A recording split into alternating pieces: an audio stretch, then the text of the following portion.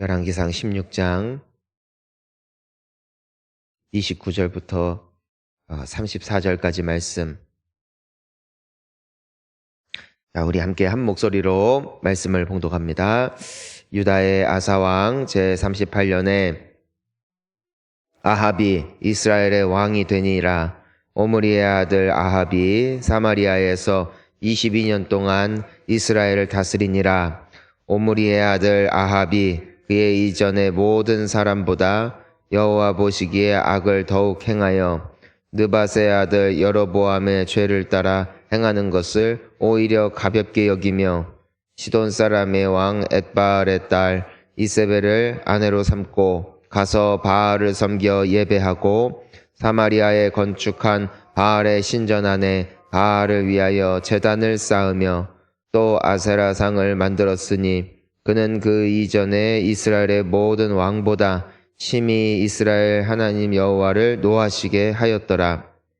이 시대에 베델 사람 히엘이 여리고를 건축하였는데 그가 거터를 쌓을 때 맏아들 아비람을 잃었고 그 성문을 세울 때에 막내 아들 수굽을 잃었으니 여호와께서 눈의 아들 여호수아를 통하여 말씀과 같이 되었더라. 아멘. 할렐루야.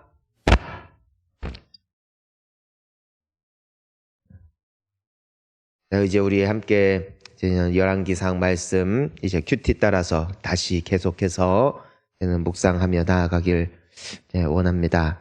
오늘 우리가 이제는 한번 되짚어봐야 되는 것이 무엇이냐면 이 이스라엘이라는 국가가 원래는 통일 국가입니다. 12개의 지파로 이루어졌죠.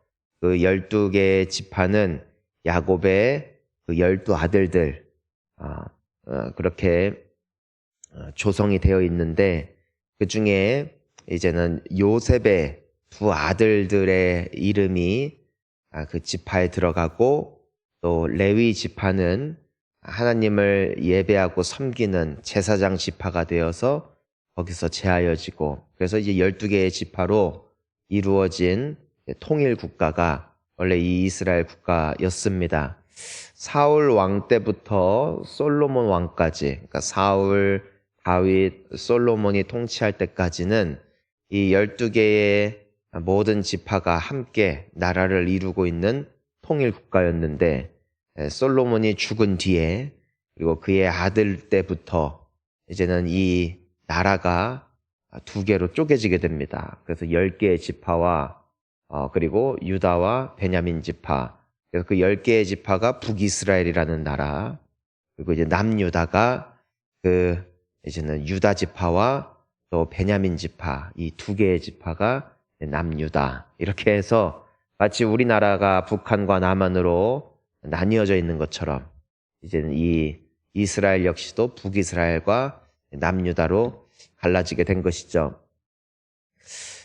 우리가 그냥 성경을 보면은 그 힘싸움에서 이 솔로몬의 이 아들이 제대로 판단을 잘 못하고 또 정치를 할 때 아직 젊은 나이에 이제 왕이 되었을 때 어떤 원로들이나 어른들의 조언을 듣고 이 국정을 논하는 것이 아니라 자신의 또래들, 친구들과 함께 계속해서 개혁을 하려고 하고 또 아버지 때부터 쌓여왔던 그 백성들의 불만에 귀를 기울이지 않고 오히려 더 혹독한 정치를 펴게 되어집니다. 그래서 그로 말미암아 백성들이 반발을 하게 되고 그런 왕의 모습에 굉장히 환멸을 느낀 이제 몇몇 사람들이 일어나 그 사람들을 선동해서 이제는 나라가 이제 찢어지게 된 거죠. 이제 그런 과정이 있게 됩니다. 하지만 성경은 그렇게 역사적인 부분을 우리에게 보여주지만 그 원인을 우리에게 또 알려주고 있습니다. 그것은 무엇 때문인가? 그 다윗의 아들 솔로몬이 우상숭배를 시작했다. 우상숭배를 시작하게 되어진 그 계기가 있어요. 그들이 그 솔로몬이 정약 결혼을 하기 시작했거든요. 하나님께서 처음 이 이스라엘의 왕이었던 사울 왕을 세울 때 누구를 통해 세우냐면은 사무엘을 통해서 세우게 됩니다. 사무엘. 그런데 이 사무엘에게 왕이 마땅히 지켜야 할 그 여러 가지 모습들을 정확하게 알려주는데 그들이 지켜야 됐을 그 정신은 이것이었습니다. 이 나라의 왕은 너희가 아니다. 너는 그저 그 역할을 감당할 뿐이고 이 땅의 주인 그리고 이 나라의 주인은 오직 하나님이시다. 이것을 명확하게 하는 것이었어요.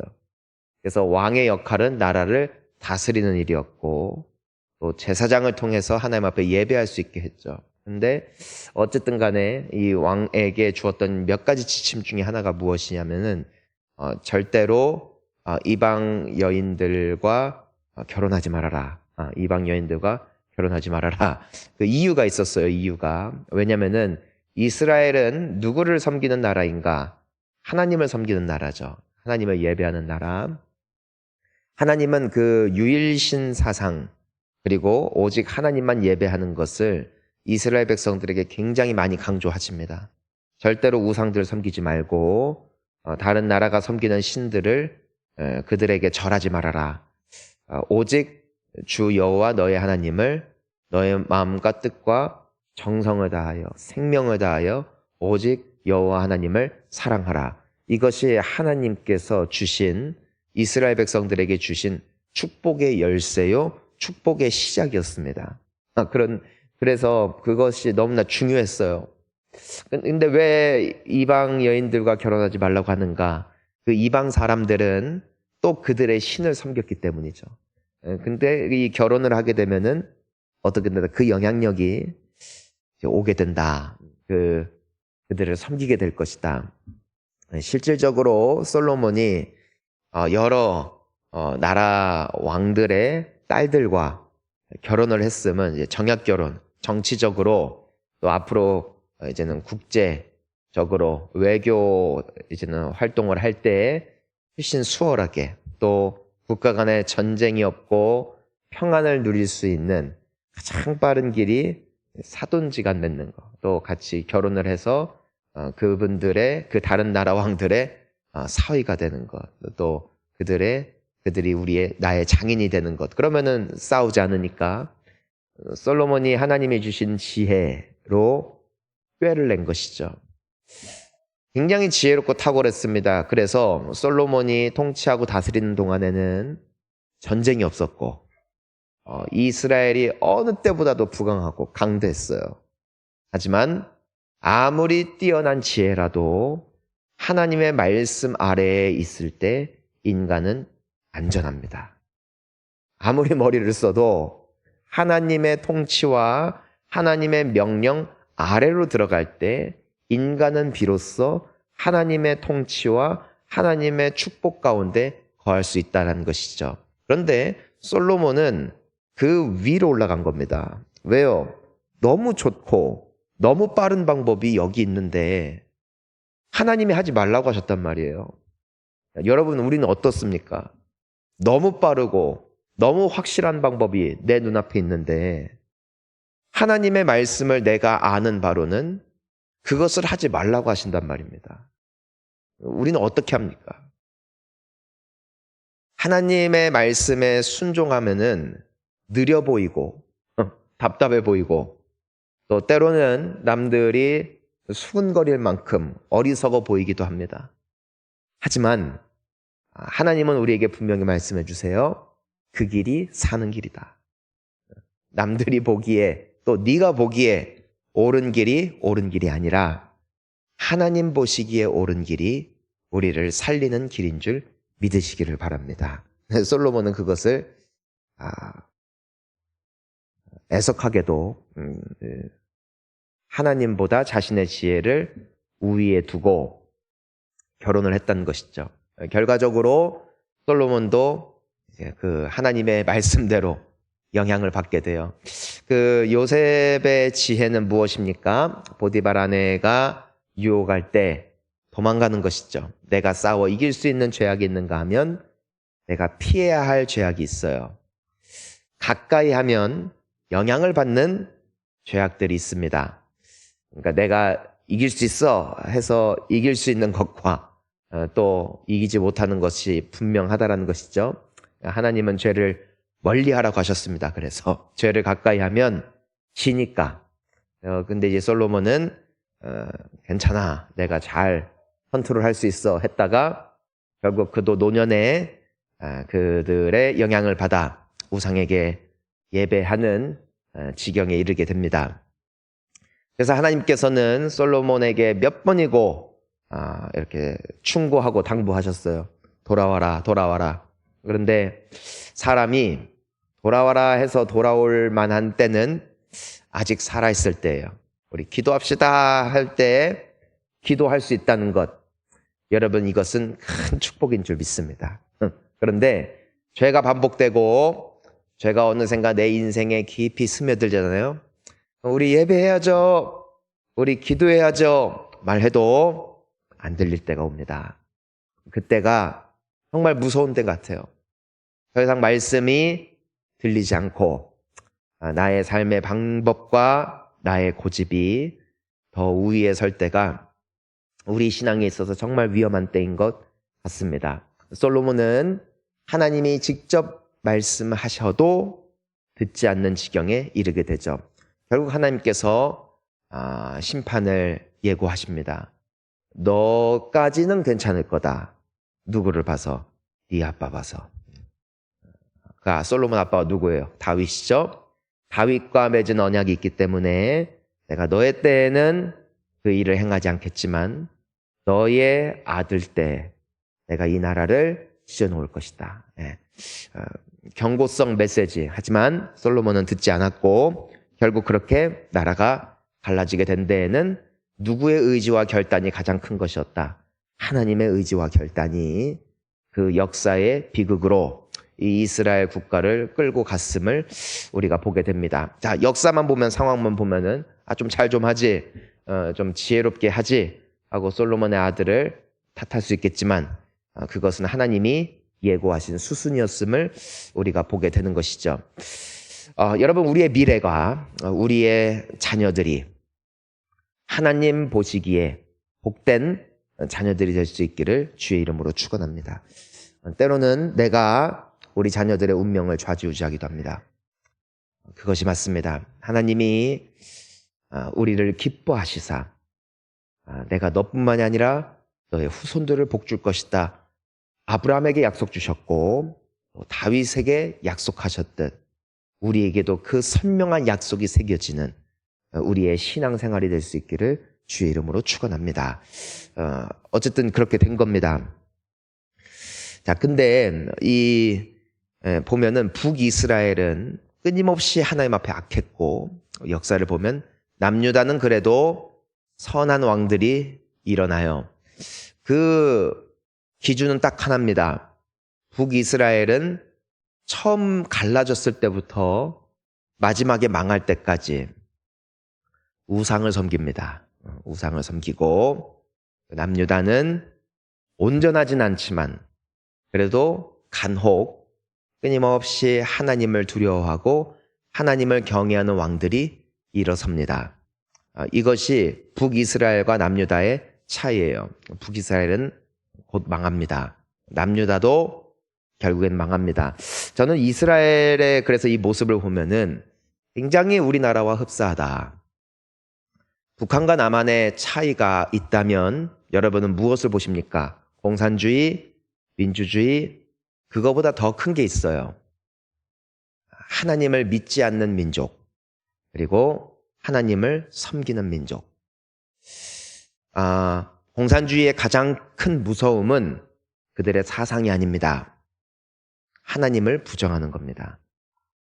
국가를 이루는 주체를 인민으로 두는 것이 공산주의의 정신입니다. 제일 중요한 게 그래 누구예요? 인권, 사람입니다. 그래서 공산주의 국가에는 종교를 인정하는 법이 없습니다. 특별히 교회를 박해합니다. 북한을 보십시오. 중국을 보십시오. 베트남을 보십시오.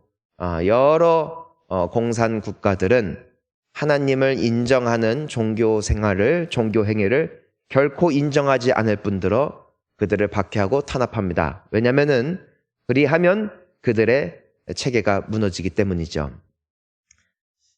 결과적으로 북한은 너무 지금 어려운 상황 가운데 있고, 우리나라는 그래도 이 나라가 처음 시작할 때, 헌법이 제정될 때, 그리고 정부가 시작될 때, 여러분 그 정부를 시작했던 분들의 70% 이상이 기독교인이었음을 여러분은 알고 계십니까?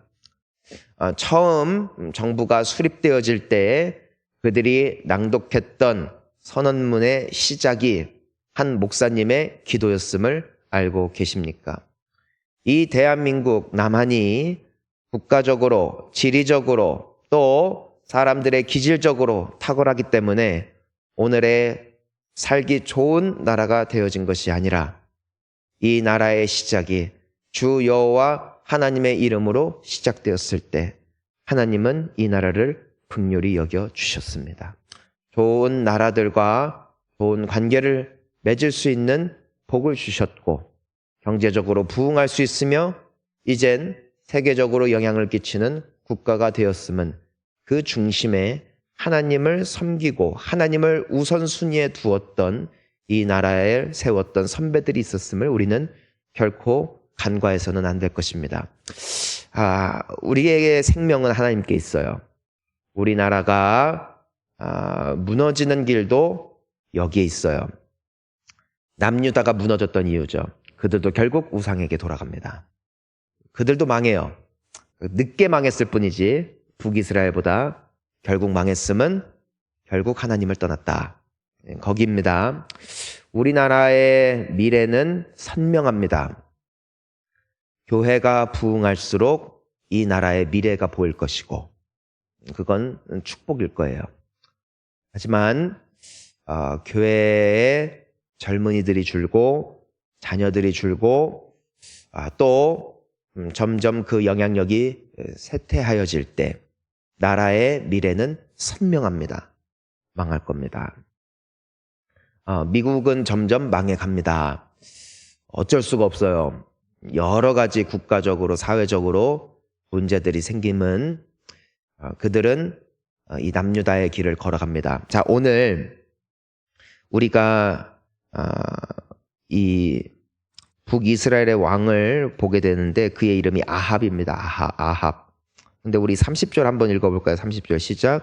오므리의 아들 아합이 그의 이전의 모든 사람보다 여호와 보시기에 악을 더욱 행했다. 그러니까 누구 보시기에 악을 행했다. 하나님이 보시기에 악을 행했다. 근데 그 시작이 어딘가? 우리 31절 읽습니다. 느밧의 아들 여로보암의 죄를 따라 행하는 것을 오히려 가볍게 여기며 시돈 사람의 왕 엣바알의 딸 이세벨을 아내로 삼고 가서 바알을 섬겨 32절 사마리아에 건축한 바알의 신전 안에 바알을 위하여 제단을 쌓으며 또 아세라상을 만들었으니 그는 그 이전에 이스라엘의 모든 왕보다 심히 이스라엘 하나님 여호와를 노하시게 하였더라. 하나님이 진노하신 포인트는 딱 하나예요. 하나님을 섬기기를 그쳤다. 그들이 복을 받았어요. 그들이 지금 북이스라엘이라는 땅에 있어요. 이 자체의 시작이 누구로부터 말미암았습니까? 하나님이었죠. 왜요? 요단강 건넜잖아요. 출애굽했잖아요. 광야에서 살아남았잖아요. 누구의 은혜였습니까? 하나님의 은혜였다는 것이에요. 여러분 우리나라가 우리도 공산주의가 될 수 있었어요. 우리도 일본의 밥이 될 수 있었어요. 우리도 망할 수 있었어요. 우리의 선조들의 피눈물 흘리는 기도가 있었어요. 땀과 헌신이 있었어요. 우리는 그것을 딛고 서 있는 거예요. 모든 게 당연한 게 아니라고요. 여러분 이 교회 건물이 존재해요. 우리는 기억해야 돼요. 이를 위해서 헌신한 성도들이 있었음을, 그들의 눈물의 기도가 있었음을, 그들의 정말 뼈를 다 갈아내어 드려졌던 그 눈물에 하나님 앞에 드려졌던 헌물을, 예물을 우리는 간과할 수가 없어요. 어른들을 공경하고 또 존경해야 될 이유가 여기에 있는 것이죠. 이것을 잊으면 망합니다. 망하는 것이죠. 다 깨지는 것이에요. 이 하나님을 분노케 했던 이유는 이 아합이 똑같은 죄를 이제는 시작하는 것입니다. 보니까 시돈 사람의 왕 엣바알의 딸 이세벨을 아내로 삼고 바알을 섬겼다. 자, 이 시돈은 이스라엘 국가가 아니에요. 이 시돈이라는 나라. 이 이세벨이라는 여자가 태어난 이 국가인데, 이 국가에 이들이 믿는 종교, 이들이 섬기는 신이 바알입니다. 아셀하고. 그러니까 시집을 와요. 그러니까 바로 남편에게 영향을 끼치죠. 그러니까 어떻게 돼요? 넘어가는 거예요. 넘어가는 거. 그러니까 하나님을 진노케 했다. 여러분, 하나님을 기쁘시게 하면 하나님은 모든 복을 주세요. 하나님은 누구를 기뻐하시는가? 하나님을 사랑하는 사람, 이웃을 사랑하는 사람들. 여러분, 우리는 주님의 기쁨이 돼야 돼요. 저는 새벽을 깨우는 여러분들을 주님이 기뻐하시는 줄 믿습니다. 아무쪼록 나온 이 자체를 자랑 삼는 우리가 아니라 정말 하나님을 사랑하는 우리가 될 수 있기를 축원합니다. 그러면 하나님이 기뻐하세요. 근데 하나님이 진노하시는 사람들이 있어요. 누구예요? 하나님 사랑하기를 그치고 우상을 사랑했다. 여러분, 우리의 오늘 말씀을 맺으면서 오늘 이 흘러내려오는 이스라엘의 역사를 통해서 우리가 기억해야 되는 게 있다는 것입니다. 자, 그게 뭐냐면은 솔로몬도 시작은 하나님을 사랑했다는 것입니다. 북이스라엘도 남유다도 시작은 하나님이었다는 것입니다. 하지만 그 끝은 안타깝다. 중간부터 무너졌다. 끝에부터 무너졌다. 언제 무너졌는지는 크게 상관없는 것 같아요.